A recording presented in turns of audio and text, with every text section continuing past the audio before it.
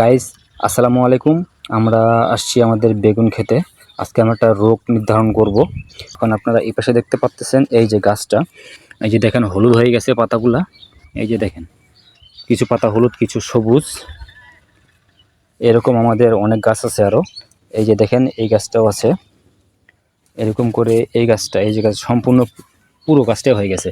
কিন্তু এর ফাঁকে আপনারা লক্ষ্য করবেন যে গাছের মধ্যে কিন্তু আবার অলরেডি ফল চলে আসে। এই যে দেখতে পাচ্ছেন আপনারা, এই যে একটা ফল আসছে, এই যে এখানে ফুলের কড়ি, এই যে এই পাশে দেখতে পাচ্ছেন আপনারা একটা ফুল ফুটছে।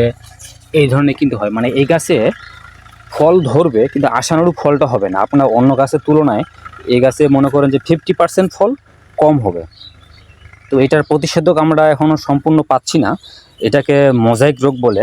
মোজাইক রোগের সম্পূর্ণ প্রতিষেধক এখনও আমি বুঝতে পারতেছি না বা দিতে পারতেছি না, যার কারণে এটা এরকমভাবেই রেখে দিয়েছি। তো অনেকে বলতেছে যে এটার প্রতিষেধক তেমন একটা নাই। এটাকে মানে হাস্যকর বিষয় হলো কি, যে এটাকে অনেকে ইন্টারন্যাশনাল রোগ বলে থাকে, যে জাতীয় রোগ। কারণ এটা যত বেগুন ক্ষেত আছে সব ক্ষেতেই মোটামুটি এই ধরনের গাছ আপনারা লক্ষ্য করতে পারবেন। তো কারো কোনো জানা থাকলে অবশ্যই আমাকে কমেন্টস করে জানাবেন যে এই রোগের সলিউশন কী হতে পারে।